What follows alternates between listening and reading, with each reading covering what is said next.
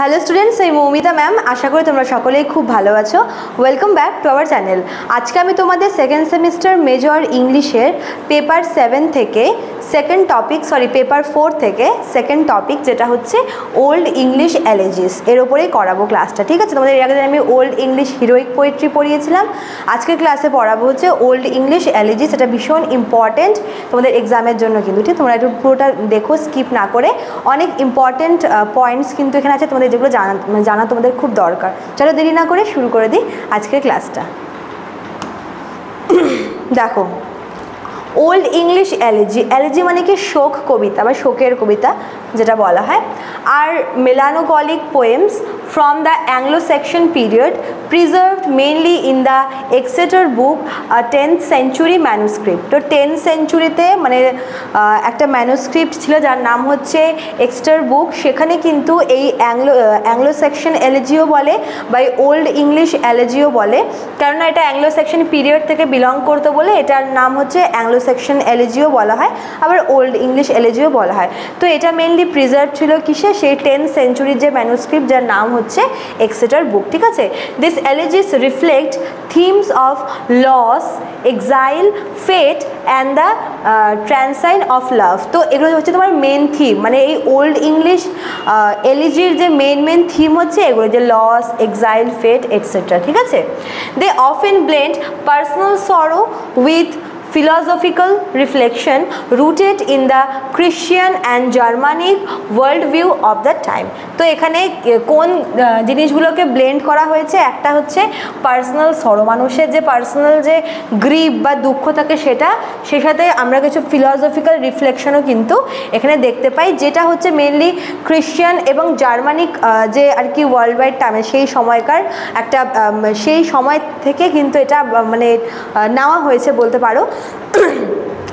কয়েকটা হচ্ছে এলিজির নাম বলছে, যেরকম হচ্ছে দ্য ওয়ান্ডারার, ভীষণ ইম্পর্টেন্ট নাম এটা। দ্য ওয়ান্ডারার একটা বিখ্যাত elegy, the sea ফেয়ারার, the wife's lament and the ruin. এই চারটা হচ্ছে মানে খুব বিখ্যাত হচ্ছে এলিজি। ঠিক আছে, প্রত্যেকটা গল্পের আলাদা আলাদা কিছু পারপাস থাকে। যেরকম দ্য ওয়ান্ডারার, এখানে কি দেখানো হচ্ছে, a lone exile mourns the loss of his lord and companies reflecting on the fleeting nature of earthly joy. ঠিক আছে, এখানে একজনকে দেখানো হচ্ছে, একজন হচ্ছে কি বলবো, একাকিত্বে রয়েছে, বা সে হচ্ছে তার নিজের যে তার যে লর্ড আছে এবং তার যে কম্পেনিয়ন্সরা আছে ওদের শোকে বলতে পারো, মানে ওদের শোকটা কিন্তু তার মানে তার ইয়েতে ফুটে উঠছে, তার মধ্যে ফুটে উঠছে, যার জন্য সে শোক পালন করছে। আর এটা কি দ্য সি ফেয়ারার, সেখানে কি দেখানো হচ্ছে যে expresses a similar yearning for purpose amid the harshness of life at sea. যেখানে এই সি ফেয়ারার দেখানো হচ্ছে কি যে সামুদ্রিক জীবনটা যে কতটা হার্শ, কতটা মানে ভয়ঙ্কর বলতে পারো, তো তার একটা দৃষ্টান্ত কিন্তু দেখানো হয়ে থাকে এখানে। ঠিক আছে, দ্য ওয়াইফস ল্যামেন্ট, এখানে দেখানো হচ্ছে কি একজন rare female voice speaking of isolation and betrayal.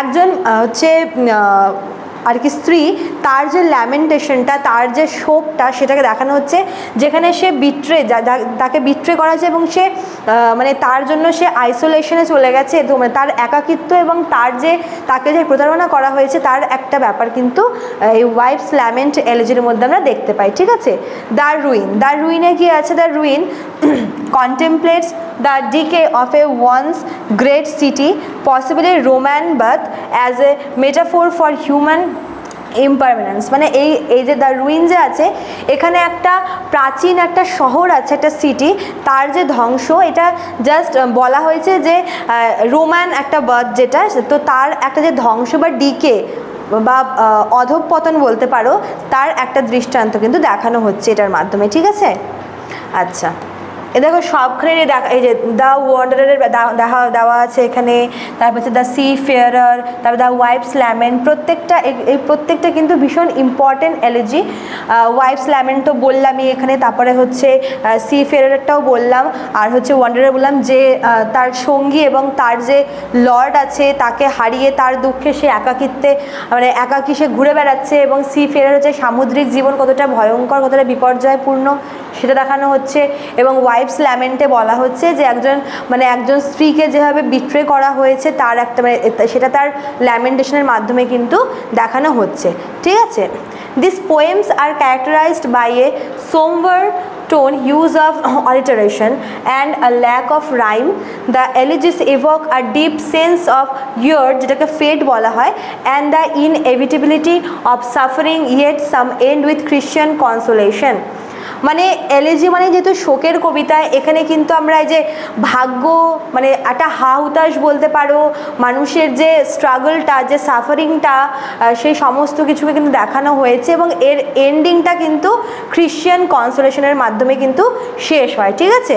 Together they offer powerful insights into the emotional and spiritual life of the Anglo Saxon, bringing pagan heroic ideals with emerging Christian beliefs. এছাড়াও এখানে এটা যে বলছে যে এটার থিমটা কি, এখানে কিন্তু আমরা ওই অ্যাংলো সেকশন মানুষের মানে যে সময়কালটা, ওই পিরিয়ডের মানুষদের জীবনে মানে ওদের যে এই ইমোশনাল এবং স্পিরিচুয়াল এই দুই রকমের যে জীবনযাপন ছিল, সেখানকার একটা পাওয়ারফুল ইনসাইট কিন্তু দেখানো হয়, বোঝানো হয়, রিপ্রেজেন্ট করা হয় এবং কিছু হিরোইক আইডিয়ালসও কিন্তু, এছাড়াও খ্রিশ্চান বিলিফও এর মধ্যে রয়েছে, ঠিক আছে। এই ছিল তোমাদের ক্লাসটা আজকের এলিজিটা। মেন তোমাদের এলিজি কি আর ওই অ্যাংলো সেকশন এলিজির মেন ফিচার্সগুলো কী, যেটা বললাম, যেটু ক্রিশ্চিয়ান এলিমেন্টস আছে, কিছু পার্সোনাল সরোকে দেখানো হচ্ছে, সঙ্গে ফিলসফিক্যাল কিছু ব্যাপার স্যাপারও আছে, ফেট, তারপর সাফারিং, এই সমস্ত কিছুকে দেখানো হয়ে থাকে, ঠিক আছে। তো এটাই ছিল তোমাদের আজকের ক্লাসটা। দেখো লাস্টে দুটো নাম্বার আছে স্লাইডে, এই দুটো নাম্বার হচ্ছে আমাদের সেন্টারের হেল্পলাইন নাম্বার।